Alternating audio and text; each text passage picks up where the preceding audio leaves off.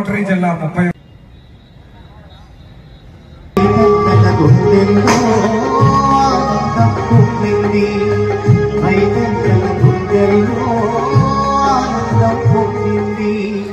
రైతన్నల గుండెల్లో ఆనందం పొంగింది.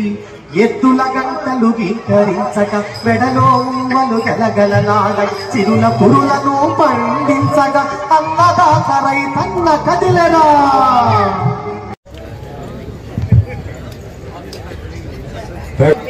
ఒక నాటిక ప్రదర్శించాలని ఉత్సాహం నుండి మొట్టమొదటిసారిగా రంగస్థలం ఎక్కాడు.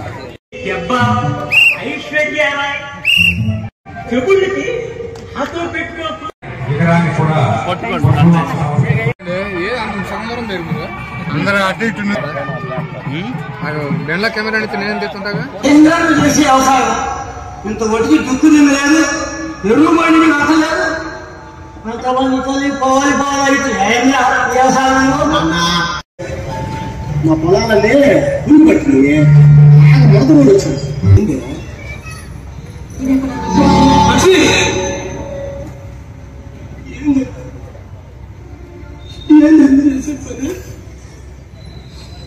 వ్యవసాయం వద్దయ్యా వద్దయ్యా అనేదానికి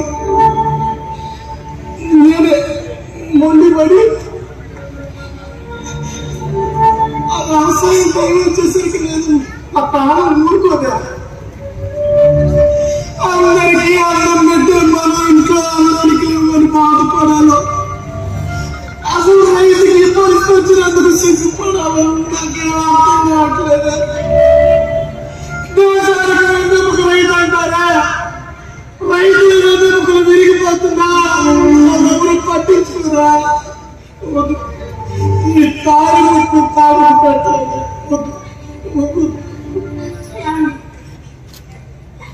పంటలు బాగా పండితే మళ్ళీ మనసును మనం తెచ్చుకోవచ్చు. తీసుకెళ్ళి ఎక్కడన్నా పెట్టి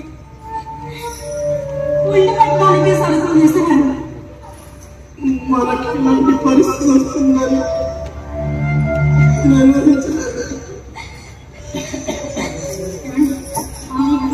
మొత్తం అప్పుగానే ఇచ్చాను. పంట వచ్చిన తర్వాత అంతా నాకే ఇస్తానని ఒప్పుకున్నావు. నాకు కాకుండా వేరే వాళ్ళకి నువ్వు లక్ష్మణ్ నాగేశ్వరరావు కలిసి నాటకాలు ఆడారు. ఈ అందరి సంగతి తెలుస్తా.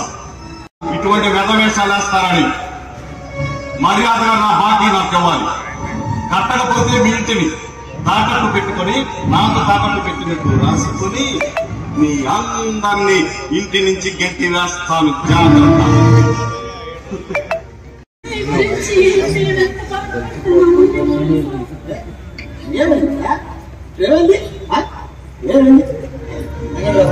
ఏంటో చేసిన పని ఇక్కడ అందరూ అంత టెన్షన్ పడుతున్నారు. నేను పోయేటప్పుడు చెప్పవచ్చు కదా, మనం సుబ్బారావు గుంటూరులో ఉన్నారంటే దగ్గరికి వెళ్ళాను కదా.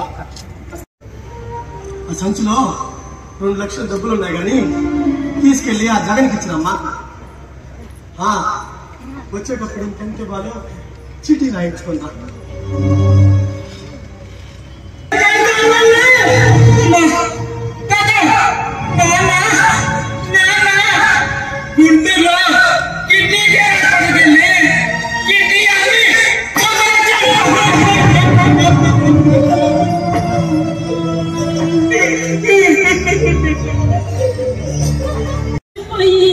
వ్యాపారం పెట్టుకున్నారా?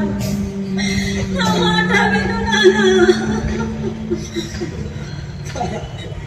ఏంటమ్మా నువ్వు కూడా అదిలా మాట్లాడతావు? తొందరపడి తీసుకుని కొంత సమయం తీసుకొని ఆలోచిద్దాం.